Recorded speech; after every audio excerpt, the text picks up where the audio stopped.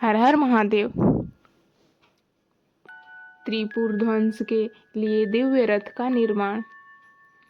भगवान शंकर ने कहा, मेरे पास योग्य सारथी सहित दिव्य रथ नहीं है और संग्राम में विजय दिलाने वाला धनुष बाण आदि भी नहीं है।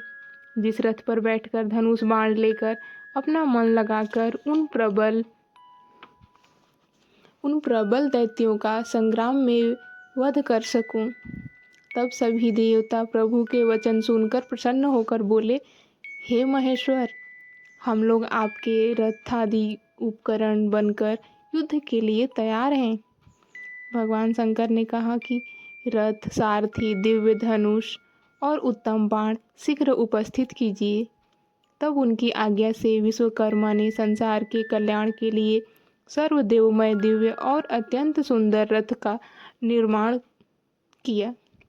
शिव जी के रथ पर आरूढ़ हो जाने पर वह रथ उन बलवान दैत्यों के आकाश स्थित तीनों पुरों को उद्देश्य करके चलने लगा। रथ पर आरूढ़ भगवान शंकर ने पशुपति व्रत की चर्चा की और कहा, जो इस दिव्य पाशुपत व्रत का आचरण करेगा वह पशुत्व से मुक्त हो जाएगा। संत कुमार बोले, उन परमात्मा महेश्वर का यह वचन सुनकर ब्रह्मा, विष्णु और आदि देवताओं ने कहा, ऐसा ही होगा।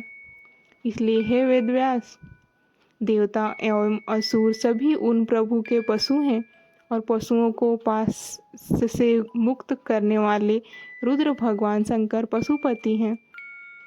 तभी से उन महेश्वर का यह कल्याणप्रद पशुपति नाम भी सभी लोकों में प्रसिद्ध हुआ। संत कुमार जी कहते हैं, हे व्यास जी, इसके बाद महादेव शंभु समस्त युद्ध सामग्रियों से युक्त उस रथ पर बैठकर त्रिपुर के दैत्यों को दग्ध करने के लिए उद्यत हुए। इस पर कार्य में गणेश जी के द्वारा विघ्न होने पर एक अत्यंत मनोहर आकाशवाणी शंकर जी ने सुनी, हे भगवान, अब तक आप इन गणेश जी का पूजन नहीं करेंगे तब तक आप त्रिपुर का नाश नहीं कर सकेंगे। यह वचन सुनकर सदाशिव ने भद्रकाली को बुलाकर गणेश जी का पूजन किया। जब महादेव जी ने गणेश जी का पूजन स्थित हो गए, उस समय ये तीनों पूर्व शीघ्र ही एक में मिल गए। उसी समय जगतपति ब्रह्मा और विष्णु ने कहा, हे महेश्वर, अब इन दैत्य तारक पुत्रों के वध का समय उपस्थित हो गया है, क्योंकि इनके तीनों पुर एक स्थान में आ गए हैं। जब तक ये तीनों पुर एक दूसरे से अलग अलग नहीं होते तब तक आप बाण छोड़िए और त्रिपुर को भस्म कर दीजिए।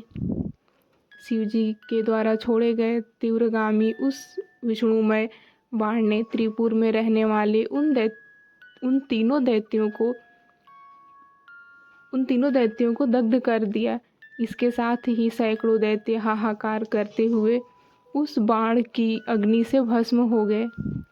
जिस प्रकार कल्पनांत में जगत भस्म हो जाता है, उसी प्रकार उस अग्नि ने केवल विश्वकर्मामय दानवों को छोड़कर सभी को भस्म कर दिया। महेश्वर के शरणागत होने पर नाशकारक पतन नहीं होता है, इसलिए उस पुरुष को ध्यानपूर्वक यह यत्न करना चाहिए कि जिससे भगवान शंकर में भक्ति बढ़े।